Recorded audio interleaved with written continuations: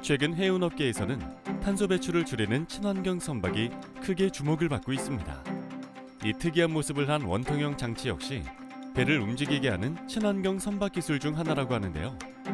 어떤 원리로 배를 움직이는 걸까요?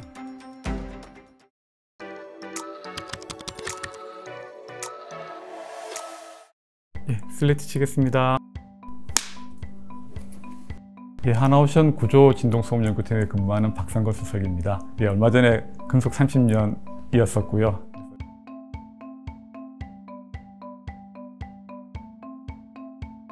로터세일이라고 하는 선박에 쓰이는 보조 추진 기관입니다. 우리가 선박에 1마력짜리 엔진을 단다라고 하면 이 배는 1마력만큼만 밀어서 추진하게 될 텐데요. 로터세일은 자기 회전뿐만이 아니라 주변 바람을 이용하는 거기 때문에 만약에 우리가 로터를 1마력으로 돌린다라고 할 때 1마력이 아니라 10마력, 20마력의 힘을 내서 배를 추진할 수 있는 장비입니다.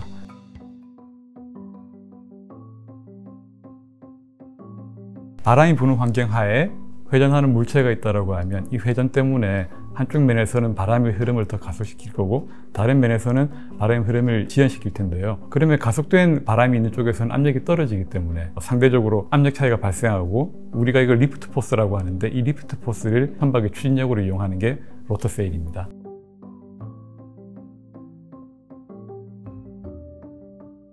마그누스 효과 이렇게 하니까 말은 어렵지만 사실은 우리가 이걸 스포츠 경기에서 아주 많이 보고 있습니다. 투수가 멋진 변화구를 던져서 타자가 배트를 헛휘두르는 경우 다 이게 공이 회전 때문에 공이 각도가 바뀌는 거죠. 박찬호 선수의 투구를 보면 라이징 패스트볼이라고 우리가 다들 잘 알고 있지 않습니까? 그래서 박찬호 선수가 공을 던졌는데 앞으로 쭉 공이 가는데 사실은 공이 이렇게 역방향으로 회전을 하고 있는 거죠. 공 입장에서 보면 바람이 앞에서 불어오는데 공은 이렇게 회전을 하게 되면 공의 윗면은 흘러오는 바람을 더 가속시키는 쪽으로, 아랫면은 흘러오는 바람을 지연시키는 쪽으로 이렇게 작용할 테고요. 그러면 이제 윗방향은 바람의 흐름이 더 빠르기 때문에 압력이 떨어지면서 공은 올라가는 그런 현상입니다. 선박도 마찬가지로 바람이 옆에서 불 때 로터가 이런 방향으로 회전을 하게 된다고 하면 압력이 떨어지는 쪽으로 추진을 얻게 되는 거죠.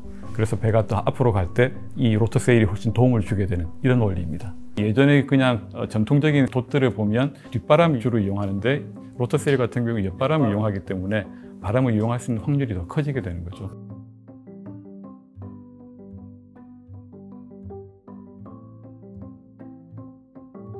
요즘 환경 문제가 화두로 떠오르면서 많은 분들이 이미 알고 계신데요. 2050년까지 IMO에서는 탄소 배출 제로를 강조하고 있고요. 그리고 그 전이라도 탄소 배출 기준을 만족시키지 못하는 선박들에 대해서는 각종 규제가 적용되고 있습니다. 결국은 2050년까지는 제로 카본을 만족시켜야 되기 때문에 암모니아나 수소 같은 이런 탄소가 없는 연료가 사용될 텐데요. 문제는 이런 연료들이 가격적으로 볼 때 화석 연료에 비해서 굉장히 비싸다는 거고요. 그렇기 때문에 로터 같은 보조 추진 장비를 이용해서 연료 소모를 줄일 수만 있다고 하면 이런 비싼 연료비를 훨씬 더 아낄 수 있는 거죠.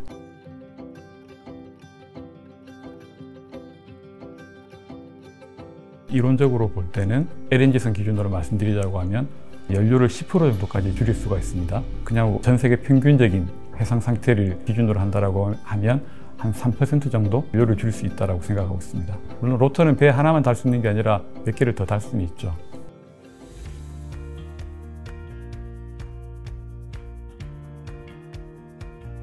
전통적으로 이 선박의 연비를 올리기 위해서 우리가 연료를 좀 더 덜 소모하는 선형을 개발하거나 추진 효율이 좀 더 높은 프로펠러를 개발하거나 이런 일들을 계속해 왔었고요. 조금 먼 과거에서는 이런 프로펠러의 추진 효율을 올리기 위한 각종 에너지 세이빙 디바이스들을 많이 만들었습니다. 최근에는 이런 패시브한 디바이스에서도 조금 더 벗어나서 액티브한 형태의 에너지 세이빙 디바이스들을 저희가 만들고 있습니다. 에어 루브리케이션 시스템 같은 경우는 선체의 아랫면에 공기방울을 불어넣어서 마찰 저항을 줄이는 형태로 그렇게 해서 에너지 효율을 올리는 형태의 디바이스를 만들었고요. 또 한 가지는 샤프트 제너레이터라는 게 있는데요.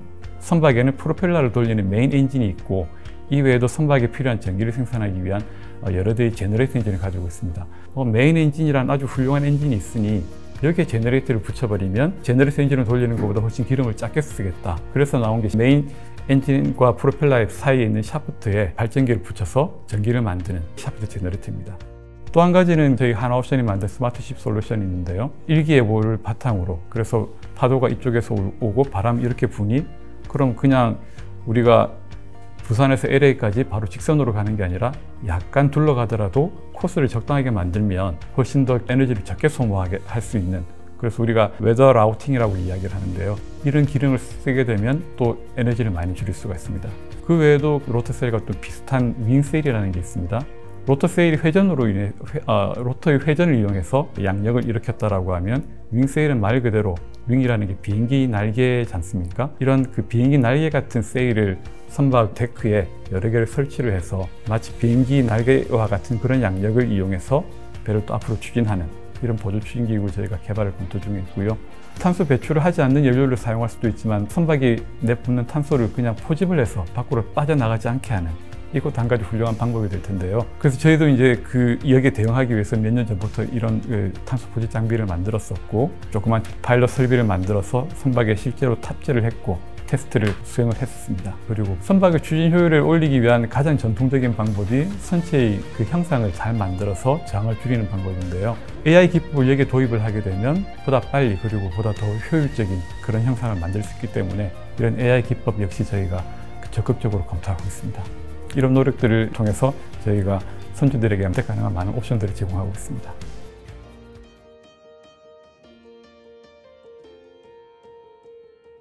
기본적으로는 저희가 선박의 모양도 잘 만들고 바람과 같은 이런 신재생 에너지를 활용해서 선박의 추진 효율을 올리는 이런 일들을 계속 해오고 있고 앞으로도 계속해 나갈 거고요.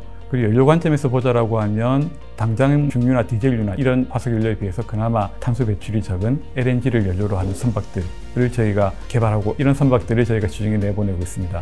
엔진에서 완전히 연소되지 않은 그런 메탄이 밖으로 나가는 걸 막기 위한 이런 기술들도 개발 중에 있고요. 좀 더 장기적으로 보면 역시 탄소를 가지지 않은 연료를 쓸 수밖에 없을 테고요. 그래서 암모니아를 이용하는 엔진을 저희가 생각을 하고 있고, 엔진이 가지고 있는 부피를 줄이기 위해서 암모니아를 이용하는 가스터빈 등도 고려를 하고 있습니다.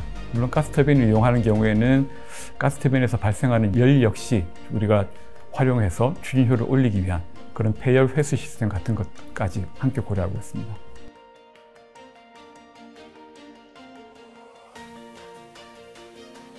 2050년이 되기 전에 탄소 배출이 제로인 선박들을 만들어야 될 텐데요. 그 전에 저희가 수행해야 되는 일들은 신재생 에너지 활용, 이런 것들을 통해서 보다 더 효율이 높은 이런 선박들을 시장에 제공하고, 그렇게 함으로써 결국은 우리 지구 환경에 이바지하는 선박을 만드는 것이 저희의 최종 목표입니다.